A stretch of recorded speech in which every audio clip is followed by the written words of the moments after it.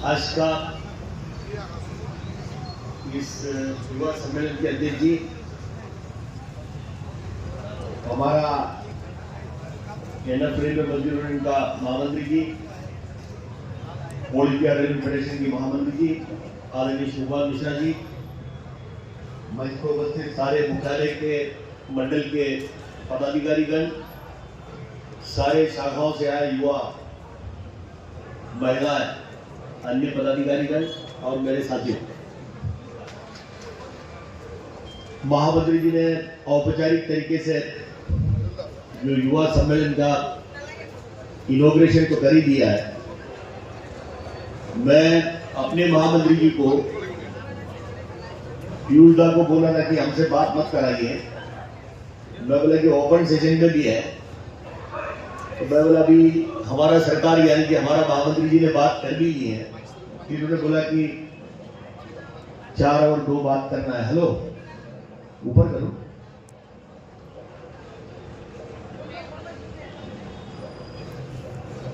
महामंत्री जी को बोला कि आपने जल्दी खत्म कर दिया, तो महामंत्री जी कह रहा था कि शाम को भी बात करना है, इसलिए मैंने जल्दी समाप्त कर ली है। मैं एक्चुअली युवा सम्मेलन के अंदर पीयूष दा को पूछ रहा था कि हमारा जो युवा है, जो एनएफ से कोने कोने से आए हुए हैं, मैं सोच रहा था कि आपके बीच में से कुछ लोग बात करने वाला होगा तो हमको सुनने का भी मौका मिलेगा, कुछ सीखने का भी मौका मिलेगा, ऐसा सोच के मैं बैठा था। लेकिन अभी उन्होंने कहा कि शायद दोपहर के बाद के सेशन में शायद आप लोग बात करने वाला होगा, ऐसा मुझे लगता है।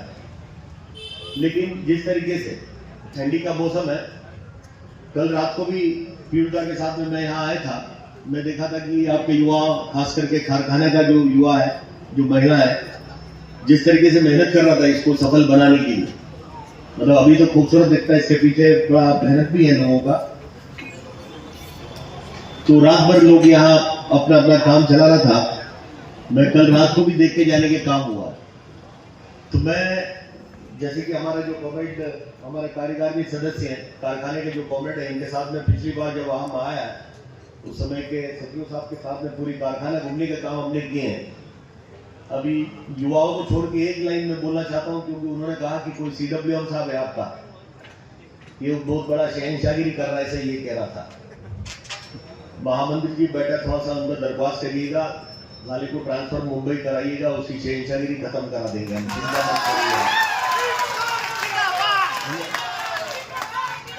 तो मैं इधर आपको, यहाँ आपको मैं कुछ करने के लिए बोलना ठीक नहीं, क्योंकि मैं बोल के निकल जाएगा, फिर आप कुछ कर लेंगे, फिर समस्या हो जाएगा।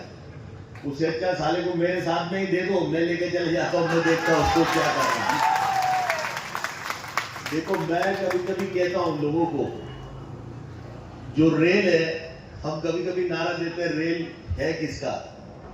रेल तो हम आपके हैं, जो युवा बैठे हैं, जो 30 साल की, 35 साल की, 40 साल की, 20 साल की, 25 साल की, और भी युवा हैं जो मंच पे हैं, जो 65 साल के हैं।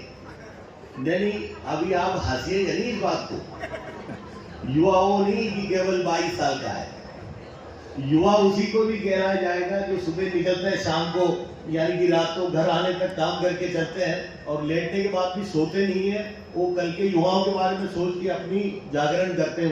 उससे ज्यादा कोई बड़ा युवा नहीं हो सकता, मैं आपको कह सकता हूं। कभी कभी ये चीज पे ध्यान रखना बहुत जरूरी है।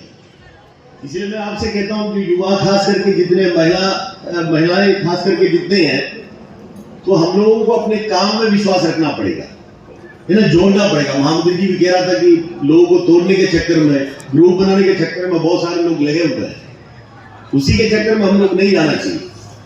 अभी खास करके कारखाना युवा, मतलब आपके एनएफ के सारे शाखाओं से लोग आए हुए हैं। अभी जो नए जमाने के लोग जो आ रहे हैं, जो नए बच्चे आ रहे हैं, जो लिखे पढ़े बच्चे लोग आ रहे हैं, बच्चे बच्चियां जितने भी जो नए लोग आ रहे हैं, लिखे पढ़े लोग हैं। जो पुराने लोग हैं शायद आपके कंपैरिजन में कम लिखा पढ़ा हो सकता है, क्योंकि इसका मतलब ये नहीं कि पुराने लोग पढ़ना नहीं चाहता था, ऐसी बात नहीं। पुराने लोग भी पढ़ना चाहते थे, लेकिन उसके परिवार के जो सदस्य, उनके जो माँ बाप थे, शायद उनको पढ़ा नहीं पाए, क्योंकि उस समय का परिस्थिति वैसा नहीं था। लेकिन आज भारत रेल के अंदर काम करने वाला जो लोग है, खास करके या देश के अंदर, आम जनता के बारे में बात करेगा तो अपने बच्चों को पढ़ाने की कैपेसिटी लोगों को है। तो जो आज के हमारे भारत रेल के अंदर जितने भी कर्मचारी जो नया आ रहा है, ये सब लिखे पढ़े लोग हैं, लिटरेट लोग हैं। लिटरेट होना जरूरी है, लेकिन इसका मतलब ये भी नहीं है हम लिखा पढ़ा कर्मचारी हैं या हमारे ऊपर काम करने वाले कम लिखे पढ़े हैं, इसलिए हमसे वो छोटा है या हमको इससे ज्यादा बड़ा पोस्ट क्यों नहीं मिला, इस तरीके से भी कभी कंपेयर नहीं करना चाहिए। मैं आपको कहता हूँ, कभी कभी लोगों के बीच में जाता हूँ, युवाओं के अंदर एक चर्चा चलता है, मैं इतनी ज्यादा लिखा पढ़ा हूं, मेरे से कम लिखा पढ़ा आदमी एसएससी है, मेरे से कम लिखा पढ़ा हुआ अधिकारी है, इस तरीके से चर्चाएं चलता है। वो चर्चा करना ठीक नहीं है, वो ठीक इसलिए नहीं है, भारत रेल के अंदर नियुक्ति के लिए एक सिस्टम है, यूपीएससी के थ्रू आता है, जो अधिकारी लोग आता है, जो आपका एससी है, एसएससी है, जेई है, आरआरबी के थ्रू आता है, टेक्नीशियन सुपरवाइजर वगैरह आरआरसी के थ्रू आता है, उसके नीचे आरआरसी से आता है। मुझे आज भी याद है भारत रेल के अंदर, खास करके धनबाद डिवीजन के अंदर, क्योंकि अखबार के अंदर एक न्यूज आया था, धनबाद डिवीजन के अंदर आईआईटी है, आप तो समझ रहे हैं आईआईटी का हमारे भारत के अंदर, हिंदुस्तान के अंदर क्या स्थान है, आप लोग जानते हैं। एक आईआईटी की हुआ बच्चा वहां ट्रैकमैन में आया धनबाद डिवीजन में, एक हमारा मुंबई के अंदर सारे अखबार के अंदर एक फ्रंटलाइन न्यूज था, तो उनको शायद उस समय का, मैं अभी की बात नहीं कर रहा हूँ, 10 साल पहले की बात कर रहा हूँ, उस समय का धनबाद का डीआरओ ने शायद उनको बुलाया, तो उनको पूछा भाई आप आईआईटी करने के बाद ये जो ट्रैकमैन की नौकरी में क्यों आया। उनका जवाब बहुत बढ़िया था, उन्होंने कहा था कि मैं यूपीएससी के जरिए मैंने कोशिश किया था, मुझे मिला नहीं नौकरी, रेल के अंदर नौकरी नहीं मिला, मैं आरआरबी से भी कोशिश किया तो भी हमारा नौकरी नहीं हुआ, तो मैंने सोचा कि किसी भी अंदर मुझे रेल के अंदर घुसना है, भारत रेल के अंदर नौकरी करना, तो मैं आरआरसी में कोशिश किया, मिला, इसलिए ट्रैकमैन में मिला, खुशी के साथ में नौकरी करने के लिए आया। या आप इस बात को समझिएगा, ये समझना इसलिए जरूरी है। अभी आप मान लो 1 साल पहले पूरे हिंदुस्तान के अंदर हमारा जो भारत सरकार के लिए चुनाव हुआ, हम राजनीतिक लोग नहीं है, राजनीतिक की बात मैं करता नहीं, क्योंकि हम लोग राजनीतिक लोग है नहीं, हम लाल झंडे वाले लोग हैं, हम लोग ऑल इंडिया रेलमैन फेडरेशन की सिपाही हैं। हम कोई चाहे किसी के भी सरकार हो, जितने भी ताकतवर वाला सरकार हो, भारत रेल की कर्मचारियों को नुकसान करने वाला मामले में अगर कोई बात करेगा या कोई गरीब का नुकसान करने वाली कोई बारे में बात करेगा, कोई भी माइकलाल हो, हम डरते नहीं, एक आवाज में गाड़ी खड़ा करने की ताकत रखने वाले हैं। तो हम लोग हमेशा कहते हैं कि हमसे उंगलीबाजी मत करिएगा, हम लोग चलने दो, गरीब लोग अपने जमीन पे अपने काम करते हुए चलेगा, चलते रहने दो, उंगलीबाजी करना नहीं, उंगली भी नहीं रहेगा तो हाथ भी नहीं रहेगा, वो हिसाब के लोग हम लोग हैं, अपनी सीधी सी साथ। तो मैं आपको ये कह रहा था, तो हम लोग जो सरकार के सामने उस समय में भारत सरकार के अंदर सारे अखबार के जरिए आ रहा था, युवा इस चीज को समझना बहुत जरूरी है। हमारे हिंदुस्तान के अंदर करीब 20% से अधिक बेरोजगार है, हम नहीं कह रहे, सरकार कह रहा है, अखबार के जरिए हमको पता चल रहा है। 140 करोड़ जनता वाला देश के अंदर इतने बेरोजगार है, हम आपसे ज्यादा लिखे पढ़े लोग बाहर के ऊपर, उसको नौकरी नहीं मिल रहा। अब जब उसको नौकरी नहीं मिल रहा तो हमको समझ में आना चाहिए, कितने भी लिखे पढ़े होने के बाद भारत रेल के अंदर, चाहे कारखाने के अंदर कोई क्लास 4 की पद में क्यों न हो, कोई टेक्नीशियन की पद में क्यों न हो, कोई पोलिसमैन की पद में क्यों न हो, कोई एसएनडी के अंदर कोई खलासी की पद में क्यों न हो, क्यों ट्रैकमैन की पद में क्यों न हो, हमको अपने आप में गर्व महसूस होना चाहिए, हम भारत रेल की कर्मचारी हैं, तभी तो मजा आएगा। और मैं फिर एक बात कहना चाहूंगा कि युवाओं के लिए खास करके, युवाओं की जरूरत है, युवाओं के बगैर, महिलाओं के बगैर न यूनियन चल सकता, न देश चल सकता, न घर चल सकता। लेकिन हमको समझना ये जरूरी है, कितने भी ज्यादा लिखा पढ़ा होने के बाद किसी भी पद में अगर भारत रेल के अंदर नियुक्त हुआ, तो जिस पद के लिए नियुक्त हुआ उस काम को जानते हुए 8 घंटा काम करने की भी इच्छा होना चाहिए, तब हमारी संस्था जो भारत रेल, जो अपनी रोजी रोटी वाली संस्था हो, जिंदा रहेगा। ये बिल्कुल बोलना जरूरी है। अगर इस चीज में अगर हम लोग ध्यान नहीं रखोगे, हम लोग सर्वधर्म समभाव की लोग हैं, हम एक दूसरे को कॉमरेड साथी करके पुकारते हैं। इसका मतलब ये नहीं कि आप अपनी कारखाने में जाएगा, आपका सेक्रेटरी साहब होगा टेक्नीशियन, या आपका नीचे वाला कमेटी मेंबर होगा नीचे वाला, तो बोला कि आप लोग एक साथ की बात करें, तो ये काम करो, झाड़ू ले लो, आप भी थोड़ा सा झाड़ू मार लो, वो वाला काम नहीं होता। मैं इसलिए कहा कि जिस पद के लिए नियुक्त हुआ रेल के अंदर, वो काम जाना जरूरी है, जानना जरूरी है, और उसको ईमानदारी के साथ में करना जरूरी है। उसके साथ साथ में बचा हुआ जो समय 8 घंटा ही तो रेल के अंदर नौकरी करना, उससे ज्यादा करने की जरूरत है क्या? 8 घंटे के ऊपर वर्कशॉप में करवाते हैं क्या? नहीं, अगर करवाता भी कहीं करवाता भी होगा तो ओवर टाइम लेता, मिलता कि नहीं मिलता? लेकिन पता नहीं इधर करवाता कि नहीं करवाता, सिस्टम नहीं कि मुझे पता नहीं, लेकिन करवाता नहीं, बहुत अच्छी बात है। अगर करवाता होगा तो ओवर टाइम मिलता होगा, मैं आपको नहीं तो कॉम्पेंसेटरी ऑफ मिलता होगा, कुछ ना कुछ होगा उसके लिए, लेकिन 8 घंटे के ऊपर काम करने की जरूरत नहीं। लेकिन अगर हमारे हिंदुस्तान के अंदर युवाओं के लिए खास करके मैं कहना चाहता हूँ, हिंदुस्तान के अंदर जो बड़े बड़े पूंजीपति लोग हैं, मूर्ति साहब का नाम सुना होगा आपने, इंफोसिस का जो मालिक है, मूर्ति साहब का नाम आपने सुना होगा। मूर्ति साहब का दामाद तो यूके के अंदर प्राइम मिनिस्टर भी रहा, आप लोग जो नहीं जानते ऐसा बात नहीं हो सकता। उन्होंने कहा था कि मूर्ति साहब ने कहा कि हमारा जो हिंदुस्तान के अंदर जो कर्मचारी है, इनको कम से कम 9 से 10 घंटा काम कराना चाहिए। सुना कि नहीं सुना? ये बोला था कि 9 से 10 घंटा काम कराने की जरूरत है। दूसरा कि L&T लार्सन टुब्रो करके एक बहुत बड़ा कंपनी है, उस कंपनी का मैनेजिंग डायरेक्टर ने बोला 10 नहीं 12 घंटा काम करने की जरूरत है, ये उन्होंने कहने के काम किए। आप इस बात को समझिएगा, वो इसलिए इस तरीके की बात कर रहा है क्योंकि हमारे देश के अंदर बेरोजगारों की संख्या ज्यादा है। अब थोड़ा समझने की बात है, किसी भी भारत देश के अंदर किसी भी पद के लिए अगर वॉकिंग इंटरव्यू रखा जाएगा, बाहर के लोगों को बोलेगा कि ये पद है, इतना खाली है, हमारा डिब्रूगढ़ पे रेल के अंदर इतनी ये जगह खाली है, वॉकिंग इंटरव्यू रखेगा, तो मैं आपको कहता हूँ इतनी बेरोजगार है, उसके लिए डिफेंस को मिलिट्री वालों को लगाना पड़ेगा, नहीं तो स्टैम्पेड हो जाएगा, इतनी बेरोजगारी है। आप इस बात को समझिएगा, तब आपको समझ में आएगा हम युवा जो रेल के अंदर नौकरी करने वाले हैं, चाहे किसी भी पद में हो, उसका क्या प्राधान्य, क्या इंपॉर्टेंस है, तब आपको समझ में आएगा। इसको देखते हुए सोचते हुए आपको चलने की जरूरत है। और मैं आपको कहता हूं, हमारा युवा हो, है ना, बुजुर्ग हो, हमारा जहां कहीं भी लोगों को एक ही काम है, जिसको काम नहीं है वो गॉसिपिंग करता है। मैं किसी भी कर्मचारी से, किसी भी कॉमरेड से, किसी भी साथी से कभी ऐसा बात करते हुए कभी सुना नहीं, किसी की अच्छाई के बारे में बात करते हुए। जब भी समय मिलेगा तो आदमी की बुराई करता है। अपने कर्मचारी भी, आप बुरा मत मानिएगा, आप लोग कितने लोग क्या करता मुझे नहीं पता, जब भी समय मिलेगा कैंटीन पे जाएगा, कहीं बैठने को मिलेगा, कहीं चाय पीने को मिलेगा, कहीं जाने को मिलेगा, तो अधिकतर ढूंढता उसकी बुराई क्या है। और मुझे लगता है बुराई में भी लोग, बुराई में ही ना लोगों को ज्यादा इंटरेस्ट है, वो सुनने को भी इंटरेस्ट है, फैलाने में भी इंटरेस्ट है।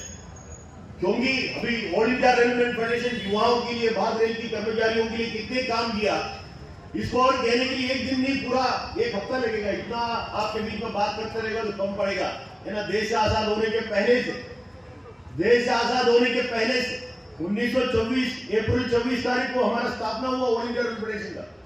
100 साल से अधिक हुए, 100 ईयर हम लोग 2026 में बनाने के काम किए। तो आप लोग इस बात को मत भूलिएगा, इस फेडरेशन ने क्या काम किए, कितनी काम करा के दिए, कितनी अभी चल रहा है, कितनी और कराने वाला है।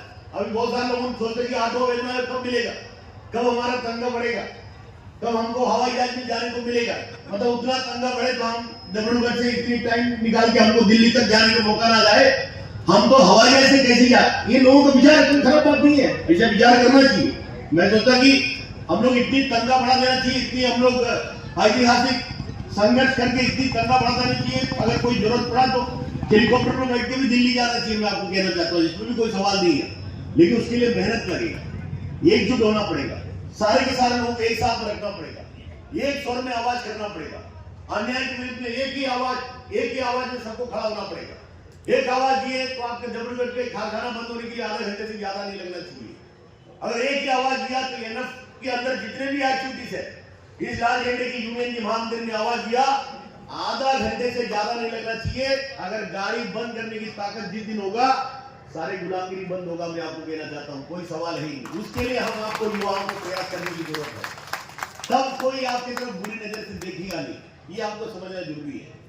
रेल के अंदर आप इस बात को युवाओं के लिए खास करके मैं कह रहा हूं, रेल के अंदर, कारखाने के अंदर, ऐसी बहुत सारी जगहों में जो बीटेक किए हुए लोगों को, बीटेक किए हुए युवाओं को रेल के अंदर भर्ती करने का काम किया था ठेके में, केवल 22,000 में। आप इस बात को मत भूलिएगा, 22,000 में बीटेक किए हुए बच्चे 10 साल में 10 घंटा काम करने के लिए तैयार था। लेकिन हमारे सबसे नीचे स्तर पर काम करने वाला कर्मचारी भी आज कितना तंगा ले रहा है, कितनी सुविधाएं ले रहा है, इसको भूलिएगा नहीं। अगर आपको मिल रहा है केवल ये लाल झंडे की ऑल इंडिया रेलवे फेडरेशन की देने में आपको कहना चाहता हूँ। अगर ये यूनियन नहीं होता, ये लाल झंडे ताकतवर नहीं होता, नहीं मिलता, मैं आपको कहना चाहता हूँ। बाकी बहुत सारे विषय विस्तार में महामंत्री जी आपको ओपन सेशन में कहेंगे, मैं वो सब चीजों में नहीं जाना चाहता। लेकिन मैं युवाओं को कहूंगा, महिलाओं को कहूंगा, एक होकर रहिएगा, किसी की अच्छाई के बारे में कहिएगा, यूनियन की अच्छाई के बारे में, आपकी पदाधिकारियों की अच्छाई के बारे में, आपका फेडरेशन की अच्छाइयों के बारे में, फेडरेशन की लीडरशिप की अच्छाइयों के बारे में बात करिएगा। अगर केवल छोटा सा बुराई अगर आप करोगे, वो बढ़ते बढ़ते उसको ज्ञान ज्यादा हो जाएगा, उसके लिए मौका कभी नहीं देना, मैं आपको कहना चाहता हूँ। ये हमारे लिए बड़ा खतरनाक मामला है। मैं कभी कभी कहता हूँ, है ना, हमारे बीच में कोई बंदा वो 90% खराब है, 10% अच्छाई है, वो 10% अच्छाई के ऊपर बात करेगा तो एक दिन वो 50, 60, 70% हो सकता है, लेकिन वो 90% खराबी के ऊपर अगर आप चर्चा करने लगोगे, उसको 100% खराबी में जाने के लिए ज्यादा दिन नहीं लगेगा, मैं आपको कहना चाहता हूँ।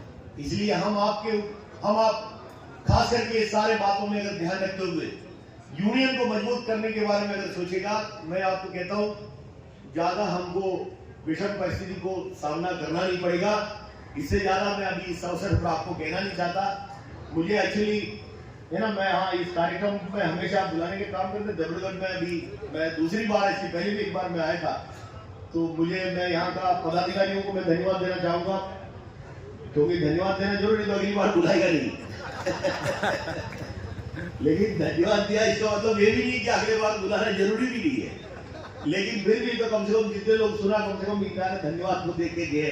तो महामंत्री जी को भी, पूरी टीम को मैं धन्यवाद देना चाहता हूँ। एक दो का नाम नहीं लेना चाहता मैं, फिर सबका नाम मैं नहीं जानता। मैं अगर 4 लोगों के नाम लिए, 2 की छोड़ दिए तो 2 पकड़ेगा मेरे पीछे, सारा मेरा नाम क्यों नहीं है, इसको देखता बाद में, तो झंझट में मैं पढ़ता नहीं। मैं तो सबको आदर करता हूँ, नीचे से लेकर ऊपर तक, मैं किसी को छोड़ते नहीं है। सबको आदर करना जरूरी है, तो आदर करने से ही काम करेगा, तब तो लोग अपने से आकर्षित होगा।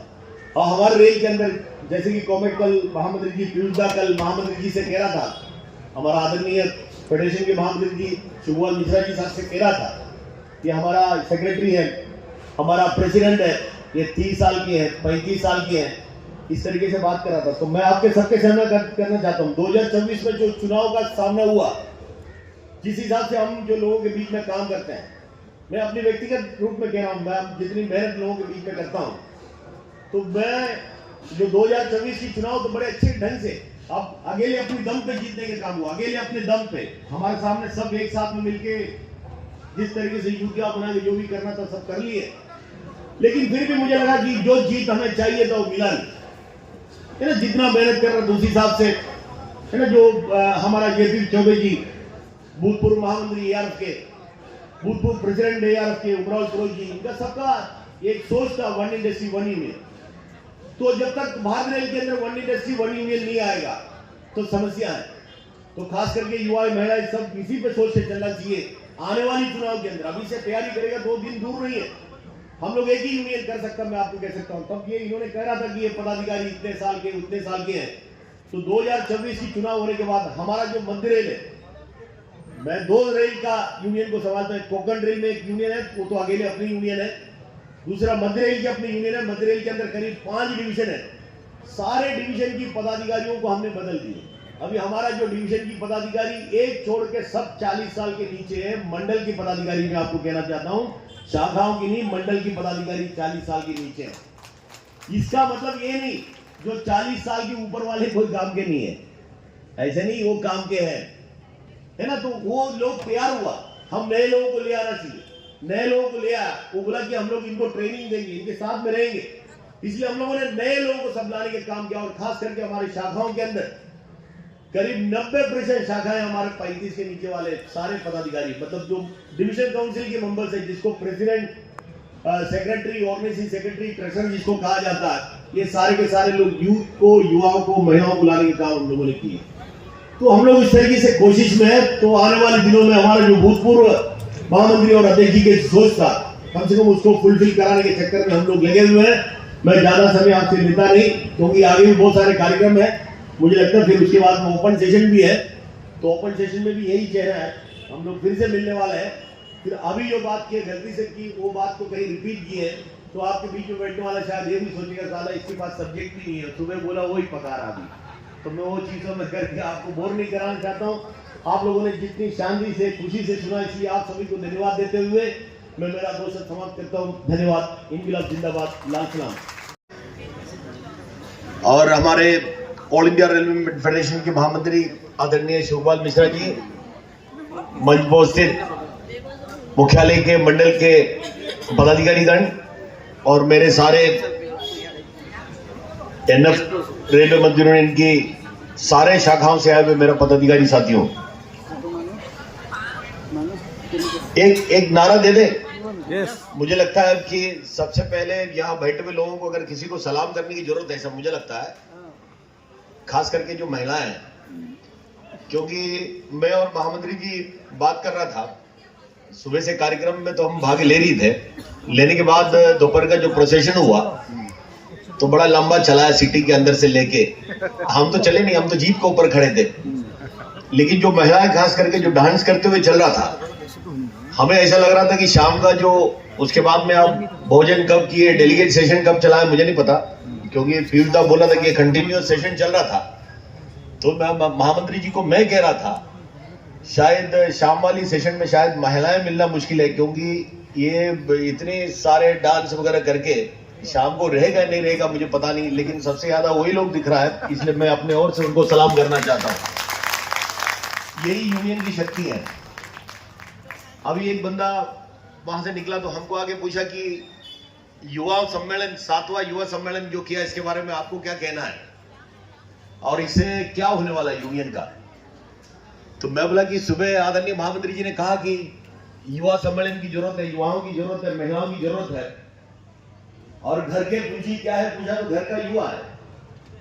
देश का पूंजी क्या पूछा तो देश का जो युवा है। रेल का पूंजी युवा है, यूनियन का पूंजी युवा है, तो युवा है तो यूनियन शक्तिशाली बनने वाला, इसमें कोई सवाल है ही नहीं है। तो वही कार्यक्रम आपका 7वां चल रहा है, तो उसके अंदर अभी बॉडी भी डिक्लेयर करने का काम किया, प्रेसिडेंट भी है, आपका सेक्रेटरी साहब भी है और वर्किंग प्रेसिडेंट भी है। तीन लोगों का वो भी डिक्लेयर करने का काम किया। लेकिन महामंत्री जी ने बोला कि दिसंबर 28 तारीख के पहले बाकी सारे शाखाओं की कमेटी भी डिक्लेयर होना चाहिए। मैं ज्यादा भाषण नहीं करूंगा, क्योंकि हमारे बीच में जब महामंत्री है एआरएफ के, जैसे कि पीयूष ने कहा कि जब एआरएफ के महामंत्री है, पता नहीं लोग क्या जानते नहीं जानते, मुझे पता नहीं। मैं ऑल इंडिया रेलवे फेडरेशन के महामंत्री को रेल के मंत्री जी से कम नहीं मानता। मैं अपनी बात कर रहा हूं।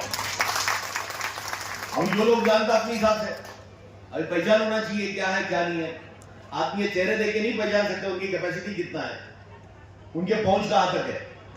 ये केवल एआरएफ के नहीं, जेसीएम एनसी के भी है, जेसीएम डिपार्टमेंट काउंसिल के भी है, साथ साथ में international transport federation, workers federation, उनका भी बोर्ड के मेंबर है। करीब 145 से अधिक देश वाला जो फेडरेशन है, उसके अंदर सारे ट्रांसपोर्ट इंडस्ट्री की यूनियन है।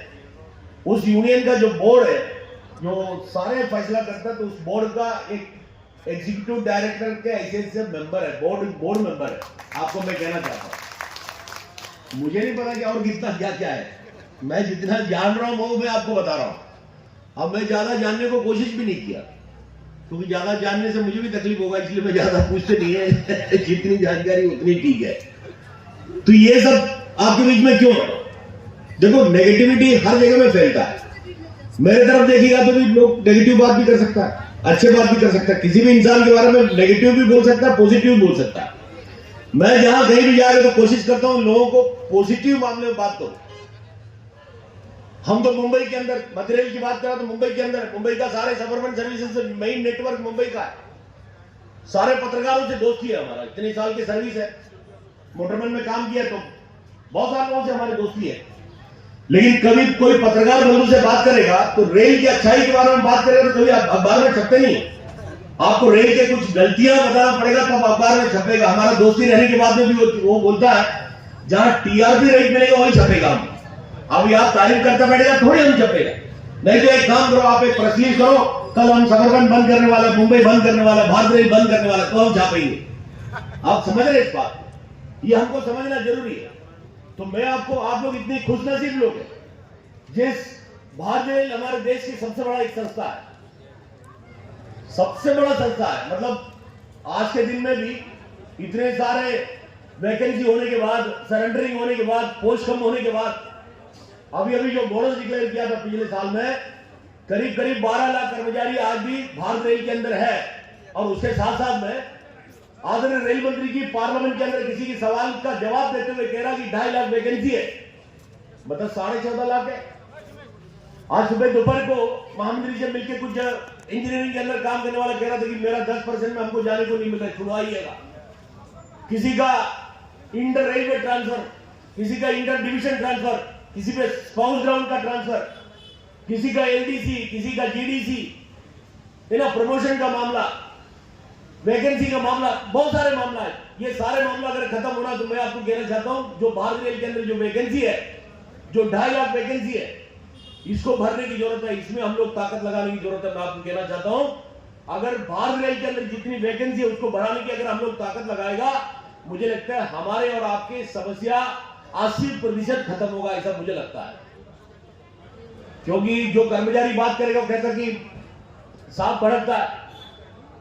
आज हमारा जो काम करने वाले एरिया में सबसे ज्यादा तकलीफ किसी को है तो सुपरवाइजर को है।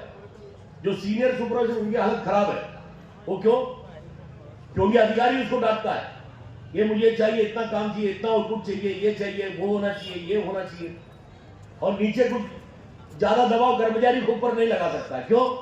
कर्मचारी के ऊपर ज्यादा दबाव लगाने की कोशिश करेगा तो लाल झंडे वाले हैं। हिसाब से बात करो, नहीं तो झंडा होगा हाथ में तो बेचारा फिर डमरू बन जाता बीच की। तो मैं जहां कहीं भी जाऊं तो सीनियर सुपरवाइजर को पहले बोलता हूं, भाई आप यूनियन के अंदर रहिए, यूनियन को समझिए, बात को यूनियन के अंदर भागीदारी देना जरूरी है। अगर आप यूनियन के अंदर आएगा, सारे लोगों को साथ में लेके चलेगा। ये जो लाल झंडे की यूनियन क्या कहता है? कोई अगर भारतीय रेल के अंदर कर्मचारी बन के आता है, ये यूनियन के नेतृत्व लोगों को सिखाता है, भाई आप चाहे कितने भी लिखे पड़े हो, अगर रेल के अंदर किसी भी पद के किसी रूप में अगर आपको काम करने के लिए मिला तो अपने आप को पहलवान मत समझो, अपने आप को भागीदारी समझो। आपको लॉटरी मिला समझो, रेल के अंदर नौकरी मिला तो ईमानदारी से 8 घंटा नौकरी करने की जरूरत है। ये सिखाने वाली यूनियन है। लेकिन 8 घंटा नौकरी करने के बाद जो बाकी बचा हुआ टाइम है तो घर का, वो जो समय से थोड़ा सा निकाल के अगर यूनियन को देख के यूनियन को मजबूत नहीं बनाओगे तो गुलाम बनने के लिए देर नहीं लगेगा। मैं आपको कहना चाहता हूं, क्योंकि सरकार की नीति उस प्रकार का है। तो सरकार की नीति तो मैं नहीं आना चाहता, क्योंकि हमारा लाल झंडा जरूर है, लेकिन हम लोग राजनीतिक लोग नहीं है। जो भी सरकार में बैठे भी लोग हैं, हमारा हित की बात करेगा, गरीब की हित की बात करेगा, हमको न दुखाने वाली काम होगा तो हमको किसी सरकार से तकलीफ नहीं। लेकिन रेल बंद होगा, कारखाना बंद होगा, है ना, कर्मचारी खत्म होगा, देय आधार पर भर्ती नहीं होगा, ट्रांसफर नहीं होगा, पाउस ग्राउंड नहीं, इंटरडिविजन नहीं, एलडीसी नहीं, जीडीसी नहीं, है ना, तो तकलीफ होगा। तो हम लोग झंडा लेंगे, हम लोग आंदोलन करेंगे, वो हमारा लाइन है। और बहुत सारे ऊंचे पद में काम करने वाला भी इस बात को मानता है। अब अभी कुछ दिन पहले, क्योंकि रणनी साहब के साथ भी इसके अंदर है, हम लोग एआरएफ का वर्किंग कमेटी के लिए कोलकाता का तरफ जा रहा था, तो जाते बिलासपुर के अंदर एक दुर्घटना हुआ। शायद आप लोगों ने देखा होगा, एक मेमू गाड़ी जाके मालगाड़ी में चढ़ गया। देखा होगा आप लोगों ने, अखबार में तो पढ़ा होगा। अब उसका देखा तो हम लोगों ने देखा जो लोको पायलट काम कर रहे थे कौन था, ये लोको पायलट को बुक किसने कराया, किसकी आदेश था?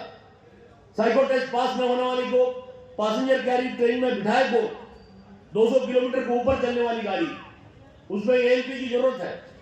तो ये बहुत सारे मामला था, गलत तरीके से उसको बिठाया गया, बातचीत हुआ, तो उसके अंदर रिपोर्ट क्या है आपने देखा होगा। अगर यूनियन मजबूत रहेगा, नहीं रहेगा तो हालत खराब होगा। हमारा बहुत सारे रनिंग साथी स्पैड नहीं होना चाहिए, सिग्नल पासिंग या डेंजर कभी कहीं नहीं होना चाहिए। और हम लोगों का दायित्व जवाबदारी के साथ में सुरक्षा को सोचते हुए काम करने की जरूरत है। लेकिन साथ साथ में यह भी सोचता है, अगर कोई स्पैड हुआ, उसकी नौकरी क्यों स्पैड हुआ?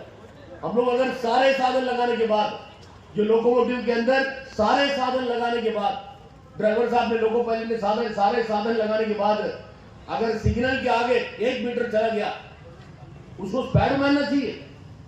हमारे महामंत्री जी ने रेल मंत्रालय के अंदर लड़ाई करके, सुनील शर्मा जी जब सीआरपी थे, उधर से एक आदेश जारी करवाया। ऐसा कोई लोको पायलट होगा, उनकी हिस्ट्री को देखते हुए, उनकी सारे बातों को देखते हुए उनको उसी कैटेगरी के अंदर एडजस्ट करना चाहिए। एक आदेश भी जारी करवाने का काम हमारा ऑल इंडिया फेडरेशन ने किया, इसको मत भूलिएगा।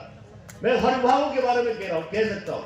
आज एंटरप्रेन्योर्स के बच्चे मिलने के लिए, अगर पूरी हिंदुस्तान के अंदर जो एंटरप्रेन्योर्स, जो कारखाने से, जो सीएनडब्ल्यू से, जो वर्कशॉप, हमारा जो कार सेट से, लोको सेट से, टीआरडी से, जो एंटरप्रेन्योर्स करने के बाद जो लोग बाहर निकला था, उसको भारतीय रेल के अंदर कोई नौकरी दिलवाने का काम किसी ने किया होगा। यही लाल झंडे की union all India railway federation ने दिलवाने का काम किया, मैंने आपको कहना चाहता हूं, नहीं तो इनको नौकरी नहीं मिलते थे।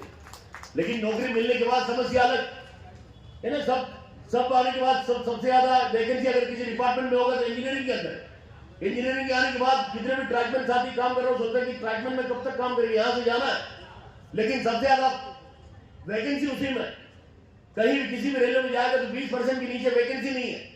जब वैकेंसी इतनी ज्यादा रहता है, कोई भी उनका पीएचओडी उसमें लिखने को तैयार नहीं, कहीं किधर 10% की बात हो, 30% की बात हो, या कहीं भी ट्रांसफर होने वाली बात है तो उसके अंदर कोई लिखने को तैयार नहीं। मैं आपको कहना चाहता हूं, क्योंकि वैकेंसी रहेगा तो ट्रांसफर करने वाला काम बड़ा मुश्किल है। मैं आपको कहता हूं, आप किसी भी ऐसी कोई डिपार्टमेंट नहीं है, चाहे एसआरटी की बात करो, चाहे ऑपरेटिंग की बात करो, किसी भी डिपार्टमेंट में देखिएगा तो वैकेंसी है।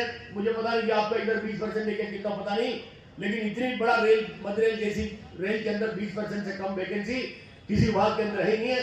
सारे डिपार्टमेंट के अंदर 20% से वैकेंसी है। मैं आपको कहना चाहता हूँ, इसको भरवाना पड़ेगा, इसके लिए ताकत लगाना पड़ेगा। आज हम लोग आठवां वेतन के इंतजार करके बैठे हुए हैं। सितंबर 19 तारीख को अगर यही ऑल इंडिया रेलवे के महामंत्री के आदेश से सारे जगहों में हम लोग अगर कार्यक्रम पूरे हिंदुस्तान के अंदर नहीं करता था तो आठवां वेतन कमेटी का गठन नहीं होता था। मैं कहता हूं कमेटी का गठन जरूर हुआ, लेकिन शांति से बैठा हुआ है। अभी उसका कार्रवाई कराने के लिए फिर ताकत लगाना पड़ेगा। उसके लिए कौन करेगा? हम आप करेगा। आदेश होगा, कोने कोने में मोर्चा करेंगे, कोने कोने में जिंदाबाद करेंगे, कोने कोने में मुर्दाबाद करेंगे। फिर उसके बाद में जो टर्म्स ऑफ रेफरेंस जो दिए उसी के आधार पर चर्चा होगा, बातचीत होगा। उसके बाद में साल चलने के बाद हमारी पेमेंट बढ़ने का काम होगा। ये बड़ा लंबा वाला कार्यक्रम है, इसलिए लगातार मैदान में रहना पड़ेगा, तब ये काम होगा। मैं आपको कहना चाहता हूँ, तो आपको सोचना पड़ेगा। मैं कभी लोग पेंशन सिस्टम के ऊपर बात करते हैं, मैं उस मुद्दे पे नहीं बात करना चाहता। महामंत्री जी है, आपको बात करना, लेकिन उन नौजवान साथियों को मैं कहना चाहता हूँ जो एक 2004 के बाद रेल के अंदर भर्ती होने के बाद, सवाल तो उसी के, ओपीएस यूपीएस तो उन्हीं के, एनपीएस तो उसी के। मैं उनको कहना चाहता हूँ 1998 के अंदर उस समय के मंत्रालय ने एक कमेटी का गठन किया था, राकेश मोहन। उस राकेश मोहन कमेटी के रिपोर्ट में उस समय 1998 में उन्होंने कहा था कि भारत रेल को चलाने के लिए केवल कोर एक्टिविटीज की जरूरत है, नॉन कोर एक्टिविटीज की जरूरत नहीं। उस समय हम भी नहीं समझ रहा था कोर एक्टिविटी क्या है, नॉन कोर एक्टिविटी क्या है, इनका राकेश मोहन चाहता क्या है। हम लोगों ने भी एक्सपर्ट लोगों को बुलाया, बातचीत की। उसके रेल के अंदर भी बहुत सारे अधिकारियों को उसके अंदर इन्वॉल्व करने के काम हम लोगों ने किए थे। तब पता चला था कि कोर एक्टिविटीज का मतलब loco pilot, train manager, station manager, 3 भाग की जरूरत है, ट्रैफिक, रनिंग, ऑपरेटिंग। इसके अलावा किसी डिपार्टमेंट की जरूरत नहीं। ऐसा 1998 में राकेश मोहन कमेटी के रिपोर्ट ने कहा था।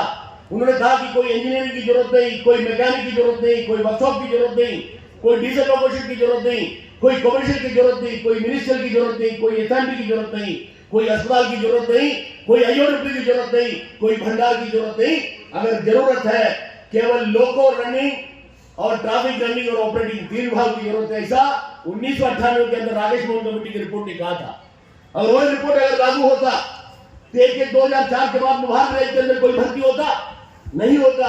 लेकिन 1998 के अंदर उसी रिपोर्ट को किसी के कचरे के डब्बे में अगर किसी के डालवाने का काम किया होगा, यही राजेंद्र के लोगों ने, यही ऑल इंडिया रेलवे फेडरेशन के लोगों ने उसको कचरे के डब्बे में डालवाने का काम किया। इस बात को मत भूलिएगा। शायद नए बच्चे, मैंने दिवाकर साहब से बात कर रहा था, मैं देख रहा था कि उन्होंने कहा कि 1960, 1968, 1974